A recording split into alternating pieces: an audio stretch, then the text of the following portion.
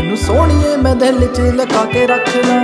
ਨੀਤ ਦੀਆਂ ਲਿਖਤਾਂ 'ਚ ਤੇਰਾ ਹੀ ਜ਼ਿਕਰ, ਸੱਚੀ ਖੁਦ ਨਾਲੋਂ ਜ਼ਿਆਦਾ ਕਰੇ ਤੇਰਾ ਹੀ ਫਿਕਰ। ਜਿਹੜਾ ਬਚਦਾ ਸੀ ਬਿੱਲੋ ਇਹਨਾਂ ਕੰਮਾਂ ਤੋਂ ਨਹੀਂ, ਬਸ ਤੇਰੀ ਸੰਗ ਕੋਲੋਂ ਹਾਰੇ ਗੋਰੀਏ।